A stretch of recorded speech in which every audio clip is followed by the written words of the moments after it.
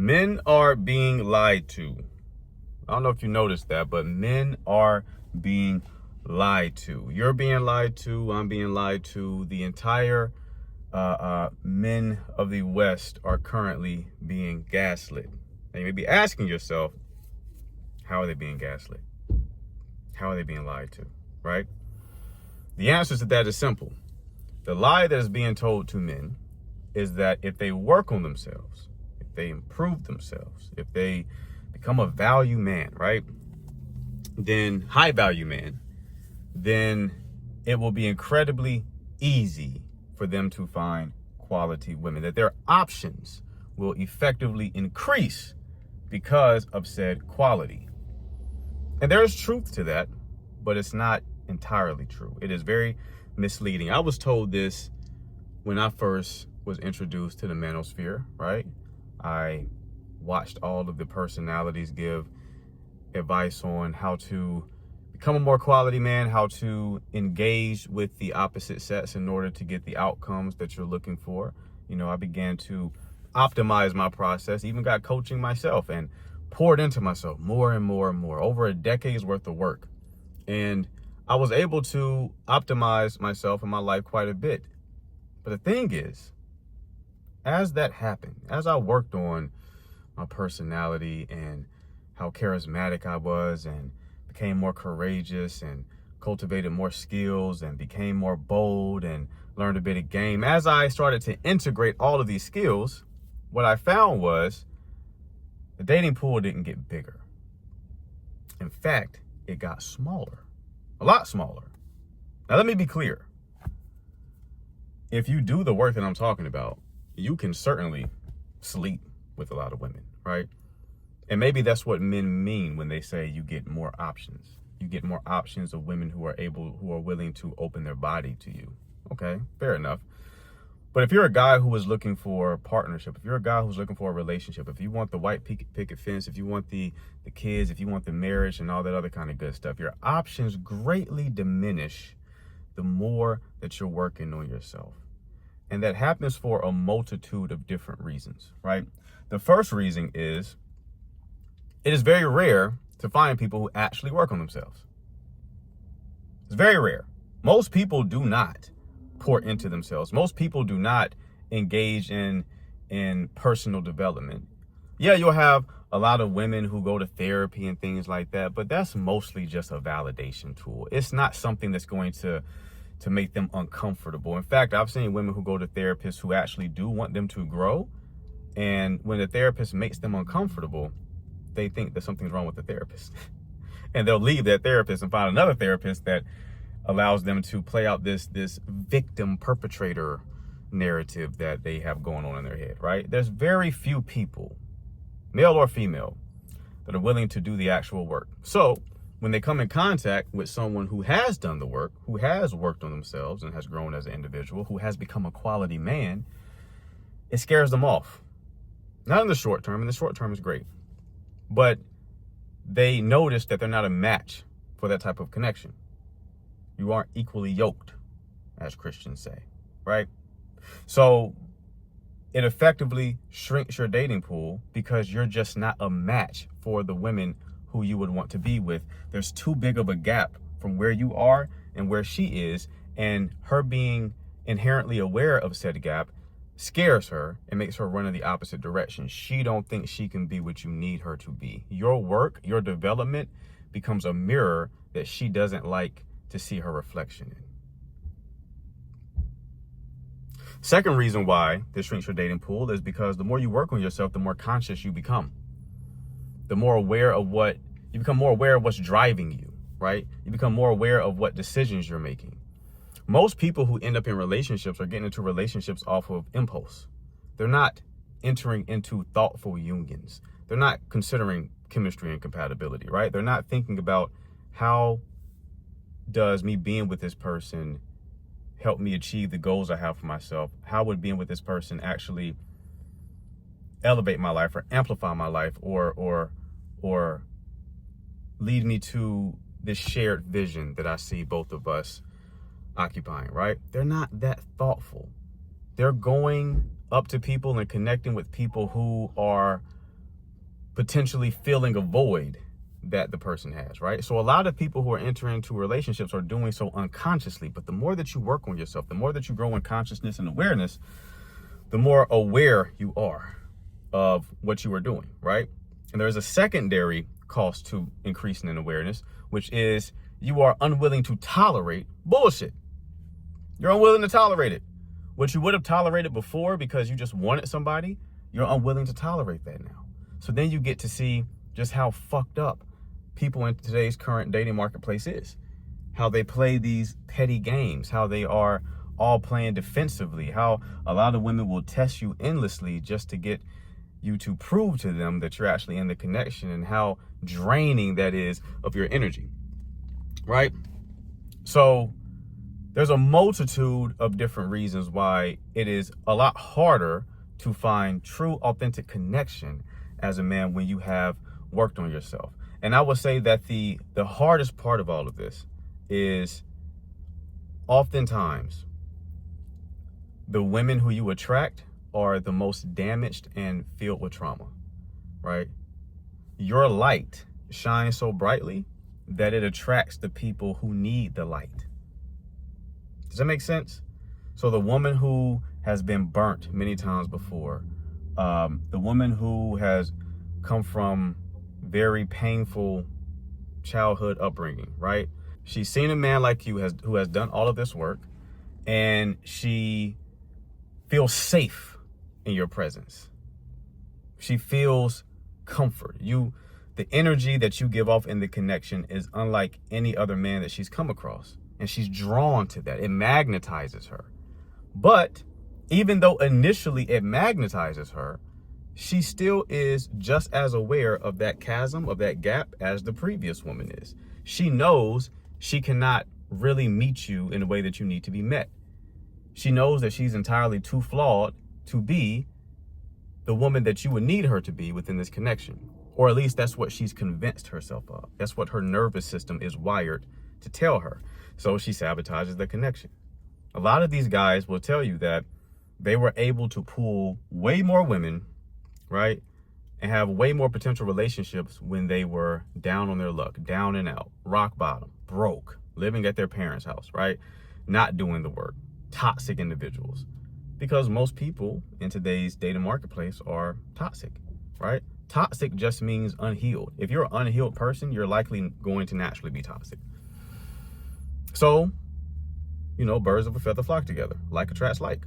People who are resonating at that level tend to connect.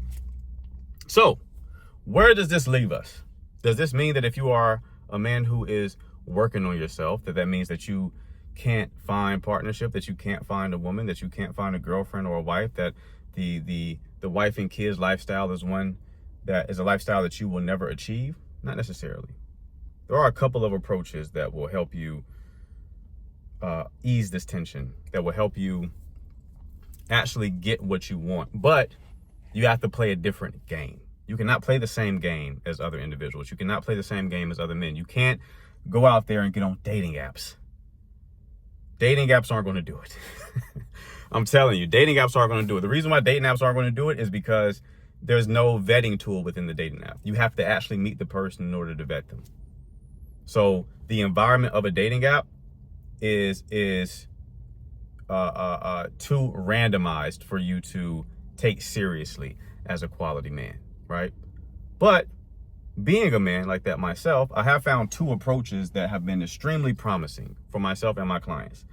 There is a A-tier approach, and then there is a S-tier approach. Now, the A-tier approach is going to be being more intentional about the environment that you put yourself in. You have to be more intentional about the environment. Like I said, dating apps are not going to do it, right? You need to understand that the environment that you date in, the pool that you date in, matters significantly. So you need to position yourself intentionally in environments where women who vibrate at a higher level are going to naturally occupy, right? One environment like that is church. I already know the pushback. I'm going to get on that. You have to understand that if you're a Christian, the church and Christians themselves are very parabolic, right? Meaning they cluster at the extremes. You'll find Christian women who are absolutely not going to be a good fit who are just wearing a Christian like a Christian costume, who just wear the cross and think that they're doing something good for the world, who will put Bible verse in their Instagram bio, but if you look at their content, they out there shaking ass very nicely, I may ask. No one shakes ass better than a woman who's a Christian.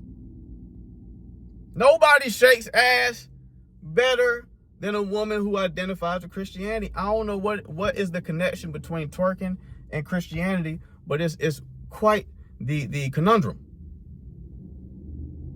So you'll find women at that end of the spectrum, but you'll also find women at the other end of the spectrum who take the walk seriously, right? Those are going to be women who are vibrating at a higher level, who are probably going to be able to meet you in the way that you need to be met. Another environment could be networking events, women who are taking their career seriously. You know, the cost there is they may be a bit more masculine, right? But they are going to be of a higher quality than your average woman walking around, and certainly the women that you'll see on dating apps or the women on social media who are just vying for attention from any and everyone, right? There's going to be volunteer type communities, right? Where the women there are oriented towards giving back, so they're not so self-focused. You see what I'm saying? So you have to be intentional about the environments that you put yourself in. Ask yourself, what woman are you looking for, and how does she live her life? It's just a marketing problem, right?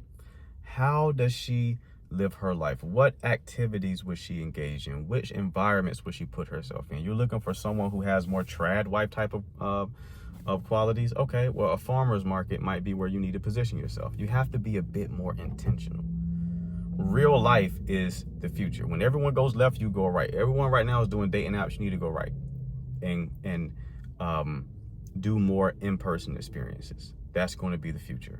Funny enough, the past is now the future. In-person connection is now the innovative technology. So you have to position yourself to meet people in person, while everybody else is doing the easy path, which is meeting people digitally. Now, that's the A-tier approach. If you do that approach over the long term, you will make connections. But there is an S-tier approach. And the S-tier approach is, if you are a man who is of this quality, understand that the world doesn't really cater to you. The world caters to people who are at the middle of the bell curve, right? It's your average individual. But if you are a man who has worked on yourself, who's elevated yourself to a high degree, the best thing that you can do is create your own scene. Create your own scene. Create your own thing, your own environment that you're able to curate and have women come, and in more ways than one, have women come and show up, and you're able to actually connect with women in that space, right? And that could be whatever you want it to be. That could be you throw dinner parties at your spot. That could be you start your own type of hobby group, interest group, like a run club, right? That can be, like, my personal experience with this is I go live on TikTok daily and answer dating and relationship questions. At first, this was for men. It was specifically geared towards me answering the questions that men had, but women kept showing up. I mean, I am a handsome individual. Who can blame them, right? Who can blame them? Look at the beard, huh? Beard's popping. Of course, that's going to stop the scroll. The beard's going to stop the scroll every time. So women kept showing up. And even though I told them that this was for men, they kept asking questions. So I eventually just started answering the questions that they had. And what that turned into was a space where a lot of women began to, you know, engage with the live and be consistent viewers, right? So the live actually became my own curated space where I actually could date within that space if I so chose, right? And I may have dipped a toe in once or twice, but it's definitely a place where I can actually attract the type of women that I want to attract. And if I happen to want to date those women, I'm positioned to date those women. Now, the caveat to that is you're going to always have to do a bit of vetting to make sure that the women who you are attracting in both of these approaches, the A-tier approach and the S-tier approach, are not the women who are significantly traumatized, right? That's not to say that you can't date a woman who's had a past, who's had a lot of pain in her past. You just want to look at her trajectory. Where is she heading, right? Always look at her trajectory. Always look at what path she's walking. That's going to give you more insight than whatever she did in her past, right? But you're never going to be able to avoid the necessity of vetting the women that you bring into your life. All right. So no matter what approach you take, vetting is still necessary. It's just probably not going to be as important when you are moving with intention, the way that I'm explaining this to you now. And I find that no matter what kind of man you are, whether you're a quality man like the one that I'm describing in this video, whether you are a man who's anxiously attached, avoidantly attached, whether you are a man who is looking for a wife or looking for, you know, just better dating optionality, all that is needed is a better strategy. A lot of guys are not moving with intention. I cannot tell you how many clients I talk to who, when I hear about their dating problem, I automatically know the solution because they are just defaulting to what they see other people do. They don't have a strategy that's tailored to who they are as individuals. Understand, the best thing you can do in this game is play to your strengths. Everything that you do needs to be intentional and it needs to play to your strengths. There's a reason why I'm on TikTok Live. It's because I am a powerful communicator. So any environment where I can position myself and put the spotlight on the trait, which is my strongest trait, which is my ability to communicate, I'm going to frame myself in my most attractive light. And that's the same exact thing that I do for clients. I help them cultivate more self-awareness, find out where they're gapped, find out where they're blocked, remove the block so that they can fully blossom, and then position themselves so they actually get what they want, but get what they want in the easier way, not get what they want while fighting an uphill battle, right? The reason why you play to your strengths is so that you can make things easier. So if you're a guy like that, if you've been struggling when it comes to your dating life, reach out to me. You should invest. You should make the decision that's going to fundamentally change the trajectory of the rest of your life. This is ultimately a skill problem and an awareness problem. And coaching helps relieve both of those bottlenecks. So if you are a man who wants to increase your dating optionality, if you want to increase both the optionality and the quality of women that you are dating, hit the link below in the description, fill out the form, schedule your call, and I'll be in touch.